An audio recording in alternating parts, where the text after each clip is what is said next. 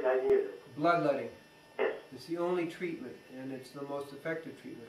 Now, when you donate a pint of blood, within 48 hours, your blood volume goes back to normal, and within 10 days, your hemoglobin goes back to normal. So there's very little impact in the long run, except you're lowering your iron storage, which is the main point. So there's very little real loss. But you know, iron is really needed for clarity of thought, because iron takes oxygen to the brain. So, you know, and I bet, you know, women will be more specific of that, you know, after menses your mind may not be quite as clear, a little hazy for a few days, and then you're, you know, and you may not be quite as vital, but that comes back pretty quickly. So does that answer the question? Hey Gabriel, I have one quick question. Yeah. I sent a question in about sleeping. I think I read it in Rainbow maybe, regarding the optimal sleep time between 10 and 2. Yes. Could you explain a little bit about that as far as people in Alaska and daylight savings and things like that? Well, first let's get the principle. Between 10 p.m. and 2 a.m., two major things happen that are essential for our well-being. One is your immune system repairs. That's the optimal time. It will still repair at other times, but that's the optimal time. And the second thing, which is really important, is the serotonin system also repairs, and it builds up serotonin. If you are sleep deprived over a period of time, your serotonin goes down, and there is a 40 times higher rate of depression when you're sleep deprived. 40 times higher.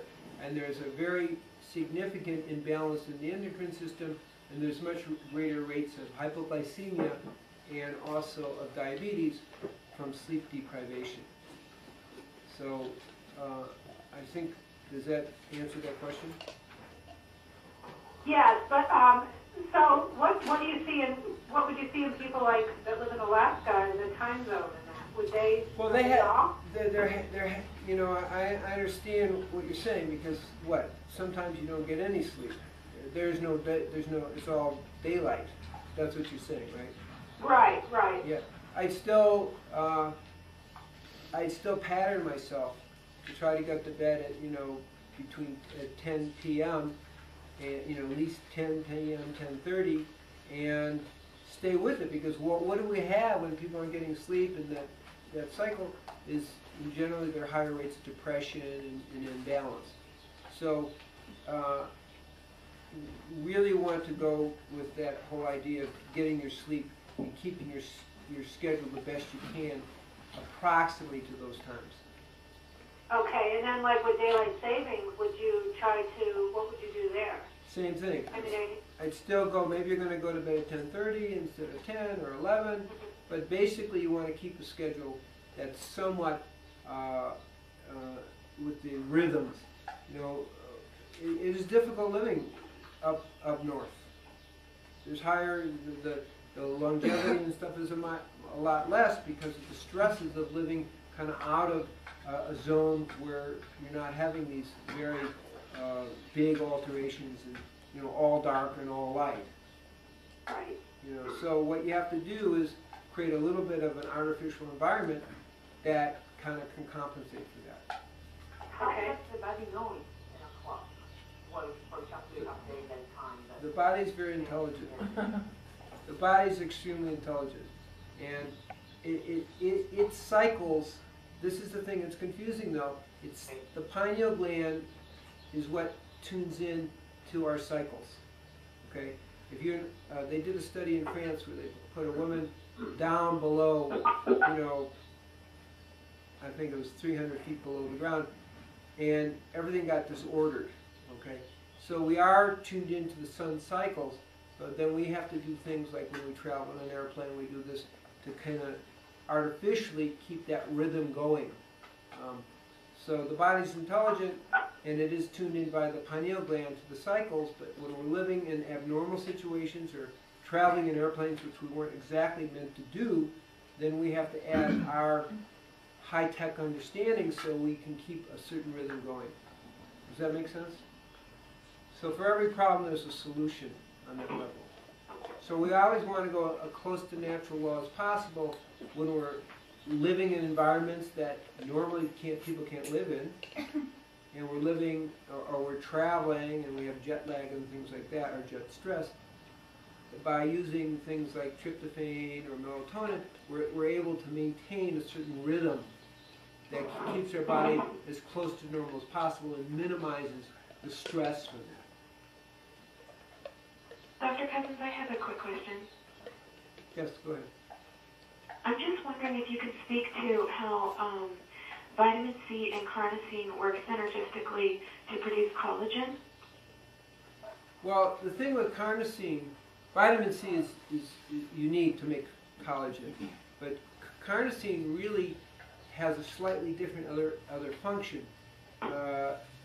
Just to clarify, carnosine helps us not get glycosylated in products. So what that means is glucose connects to protein and creates accelerated aging. That's what we see in diabetes particularly. And it also breaks down cross-linkages, which are connected with that.